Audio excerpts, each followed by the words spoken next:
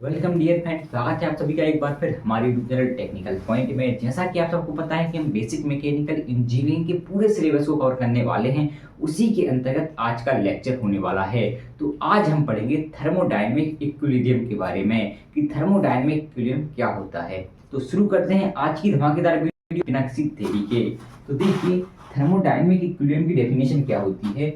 जब किसी सिस्टम के गुण कौन कौन से हो सकते हैं भाई आपके, दाब, ताप और आयतन, क्या प्रेशर, टेम्परेचर और वॉल्यूम में समय के साथ कोई परिवर्तन नहीं होता, तो ऐसी जो अवस्था है को क्या कहते हैं, थर्मोडायनेमिक इक्विलिब्रियम कहते हैं। ये अवस्था किसकी होगी, थर्मोडायनेमिक सिस्टम की होगी। एक बार और डेफिनेशन पढ़ लीजिए। जब किसी सिस्टम के गुणों जैसे दाब, ताप, आयतन में समय के साथ कोई परिवर्तन नहीं होता, तो ऐसी अवस्था को थर्मोडायनेमिक इक्विलिब्रियम कहते हैं। कोई भी सिस्टम थर्मोडायनेमिक इक्विलिब्रियम में तभी हो सकता है जब वह तीन शर्तें पूरी करता हो। कौन कौन सी तीन शर्तें होती हैं वो, मैकेनिकल इक्विलिब्रियम की, केमिकल इक्विलिब्रियम की और थर्मल इक्विलिब्रियम की। अगर वो तीनों इक्विलिब्रियम में है तो अपन कह सकते हैं कि वो सिस्टम थर्मोडायनेमिक इक्विलिब्रियम में है। एक बार और समझ लीजिए इसकी डेफिनेशन। जब किसी सिस्टम के गुणों दाब, ताप, आयतन में समय के साथ कोई परिवर्तन नहीं होता, तो ऐसी अवस्था, ऐसी स्टेट थर्मोडायनेमिक इक्विलिब्रियम कहलाती है। कोई भी सिस्टम तभी थर्मोडायनेमिक इक्विलिब्रियम में होगा जब वह तीन शर्तों को पूरा करता हो। कौन कौन सी तीन शर्तें, मैकेनिकल इक्विलिब्रियम की, केमिकल इक्विलिब्रियम की और थर्मल इक्विलिब्रियम की। ये तीन शर्तें। अब देखते हैं कि मैकेनिकल इक्विलिब्रियम क्या होता है, केमिकल इक्विलिब्रियम क्या होता है, थर्मल इक्विलिब्रियम क्या होता है। तो पहले अपन समझेंगे मैकेनिकल इक्विलिब्रियम के बारे में। तो नेक्स्ट पेज पे अपन समझ रहे हैं मैकेनिकल इक्विलिब्रियम के बारे में। तो पढ़ते हैं नेक्स्ट पेज पे, जहां समझेंगे मैकेनिकल इक्विलिब्रियम बड़े बेहतरीन तरीके से।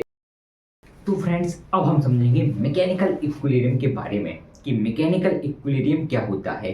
हिंदी में इसको बोलते हैं यांत्रिक साम्यावस्था। तो यांत्रिक साम्यावस्था क्या होती है उसको बड़े बेहतरीन तरीके से समझेंगे। तो बढ़ते हैं बोर्ड की तरफ। बोर्ड पे डेफिनेशन क्या लिखी है कि जब किसी सिस्टम के दाब मतलब प्रेशर में कोई परिवर्तन ना हो, तो उस अवस्था को, सिस्टम की उस अवस्था को क्या कहेंगे अपन, मैकेनिकल इक्विलिब्रियम कहेंगे, कहते हैं जिसको। ठीक है, तो देखो एक बार और डेफिनेशन पढ़ लेते हैं। जब किसी सिस्टम के दाब मतलब प्रेशर में कोई परिवर्तन ना हो, तो उस अवस्था को मैकेनिकल इक्विलिब्रियम कहते हैं। अवस्था मतलब स्टेट, उस स्टेट को क्या कह रहे हैं अपन, मैकेनिकल इक्विलिब्रियम कह रहे हैं। और दाब कब नहीं लगेगा, मान लीजिए आपके पास बॉडी है कोई, इस पे आपने फोर्स लगा दिया, ये ठीक है, इस फोर्स को नीचे वाले फोर्स ने कैंसिल कर दिया, ये फोर्स लगाया आपने, ठीक है, और ये फोर्स को इस वाले ने कैंसिल कर दिया, तो यहाँ पे किसी प्रकार का प्रेशर नहीं लगेगा। ठीक है, तो आप कह सकते हैं कि मैकेनिकल इक्विलिब्रियम क्या होता है, जब किसी वस्तु पर, किसी सिस्टम पर यांत्रिक बलों का जो योग है, मैकेनिकल फोर्स का जो सम है, वो जीरो हो जाता है। उसी अवस्था को अपन बोलते हैं क्या, मैकेनिकल इक्विलिब्रियम। ये आपको समझाने के लिए मैं बताया था आपको कि ये डेफिनेशन लिखनी है, ये डेफिनेशन समझनी है कि जब किसी सिस्टम के दाब में कोई परिवर्तन ना हो, तो उस अवस्था को मैकेनिकल इक्विलिब्रियम कहते हैं। उम्मीद करता हूँ कि आपको मैकेनिकल इक्विलिब्रियम बहुत ही बेहतरीन तरीके से समझ में आ गया होगा। अब बढ़े नेक्स्ट पेज, जहां अपन समझेंगे कि केमिकल इक्विलिब्रियम क्या होता है, फिर उसके बाद समझेंगे कि थर्मल इक्विलिब्रियम क्या होता है। तो बढ़ते हैं नेक्स्ट पेज पे, जहां समझेंगे अपन केमिकल इक्विलिब्रियम के बारे में बहुत ही बेहतरीन तरीके से। तो अब हम समझेंगे केमिकल इक्विलिब्रियम के बारे में कि केमिकल इक्विलिब्रियम क्या होता है। अब जैसे नाम से ही पता चल रहा है कि यहाँ पे किसी भी प्रकार की केमिकल रिएक्शन नहीं होगी, केमिकल एक्शन नहीं होगी। केमिकल रिएक्शन से क्या होता है, या तो पदार्थ की मात्रा कम हो जाती है या पदार्थ की मात्रा बढ़ जाती है। अब इसका डेफिनेशन क्या होगी उस पर बढ़ते हैं। तो केमिकल इक्विलिब्रियम क्या होता है, जब समय के साथ पदार्थों की मात्रा में परिवर्तन ना हो, तो उस अवस्था को केमिकल इक्विलिब्रियम कहते हैं। समझ रहे हैं ना आप कि यहाँ पे किसी भी प्रकार की केमिकल रिएक्शन नहीं हो रही है। अगर केमिकल रिएक्शन होगी तो क्या होगा, या तो पदार्थ की मात्रा इंक्रीज होगी या तो डिक्रीज होगी, या खत्म हो जाएगा पदार्थ। ठीक है, देखिए आप कोई आपने एक्सपेरिमेंट देखा होगा कैसे करते हैं अपन केमिकल रिएक्शन, एक ट्यूब से दूसरी ट्यूब में डालते हैं कुछ ना कुछ। ठीक है, तो क्या होता है, उससे कोई एक्शन होती है जिससे कि जो मात्रा रहती है पदार्थ की उस पर इफेक्ट पड़ता है। या तो वो खत्म हो जाती है, पूरी जल जाती है, आग लग जाती है उसमें, या फिर क्या इंक्रीज हो जाती है वो।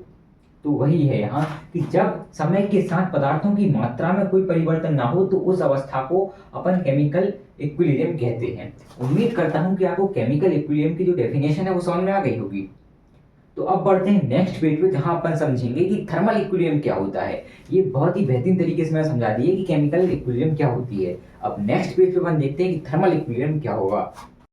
तो अब हम समझेंगे कि थर्मल इक्विलिब्रियम क्या होता है, क्योंकि देखो तीन शर्तें होती हैं थर्मोडायनेमिक इक्विलिब्रियम को पूरा करने के लिए। कौन कौन सी तीन शर्तें? मैकेनिकल इक्विलिब्रियम, केमिकल इक्विलिब्रियम और थर्मल इक्विलिब्रियम। तो अब समझेंगे थर्मल इक्विलिब्रियम क्या होता है।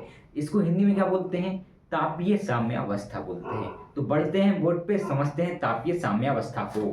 तो क्या कहती है तापीय साम्यावस्था? हिंदी अपन को नहीं करनी, देखो इंजीनियरिंग में अधिकतर आपको इंग्लिश ही मिलेगी, ठीक है, तो इंग्लिश वर्ड सीखिए आप। थर्मल इक्विलिब्रियम क्या होता है? जब समय के साथ पदार्थ के टेम्परेचर में परिवर्तन ना हो तो उस अवस्था को थर्मल इक्विलिब्रियम कहते हैं। भाई नाम से ही पता चल रहा है कि थर्मल इक्विलिब्रियम है, इसका मतलब ये है कि यहाँ पे टेम्परेचर कांस्टेंट है।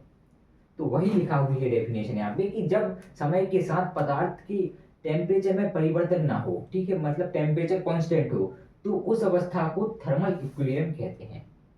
उम्मीद करता हूँ कि आपको ये बेहतरीन तरीके से आ गए होंगे समझ में।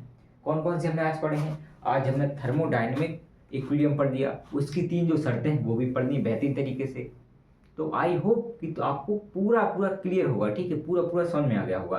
तो आज के लिए इतना ही, मिलते हैं अगली वीडियो में नए टॉपिक के साथ। तब तक के लिए थैंक्स फॉर वॉचिंग।